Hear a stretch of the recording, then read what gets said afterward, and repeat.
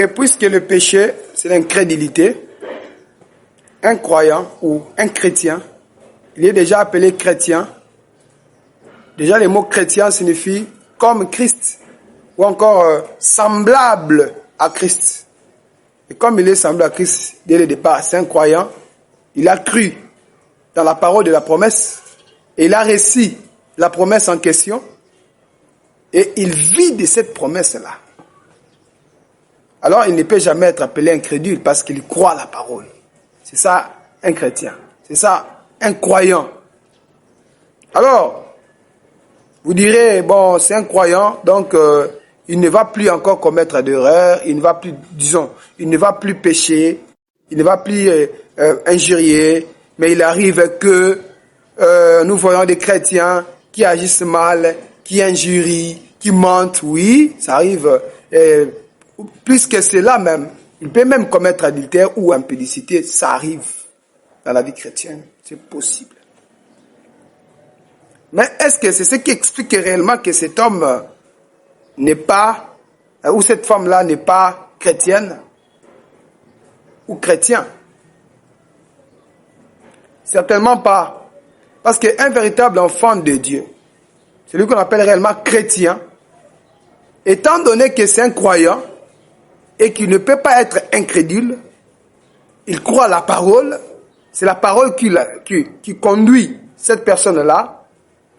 Déjà, quand ils commettent un bévue, un péché, une erreur, déjà, il est réprimandé dans son intérieur et il tâche, dans les délais les plus vite que possible, à réparer cette erreur commise. Déjà, c'est pourquoi nous disons qu'un croyant ne pêche pas. Oui, c'est comme ça que nous disons. Un croyant ne pêche pas.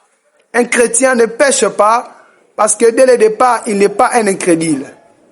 Dès le départ, c'est un croyant. Dès le départ, c'est un fils ou fille de Dieu. Donc, il ne pêche pas. Il n'est pas un pécheur. La vie du péché, ce n'est pas sa vie. Dès le départ, ce n'est pas un incrédule. C'est un croyant. C'est pourquoi, quand il va commettre, on dit qu'il commet une erreur, et l'erreur peut être réparée dans les délais les plus vite que possible. Parce que c'est déjà, ça devient comme une cloche dans son cœur qui lui parle à tout moment. Voilà, tu ne devais pas agir ainsi. Voilà, trouve un moyen de réparer. Vite, il ira au pied du maître, à la croix, pour se repentir. Et s'il faut même aller vers la personne, parce que il y a des erreurs qu'on commet contre une personne. On ne pêche pas contre Dieu.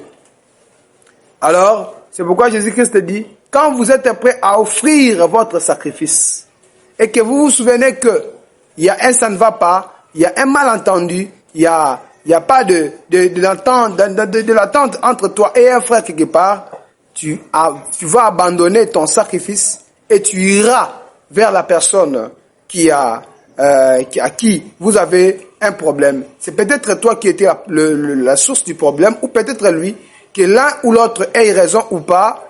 Comme tu veux être en paix avec ton cœur et ton Dieu, cette personne-là, ces croyants-là, ira réparer pour venir offrir son sacrifice, pour venir prier, pour venir entrer en communion avec son Seigneur.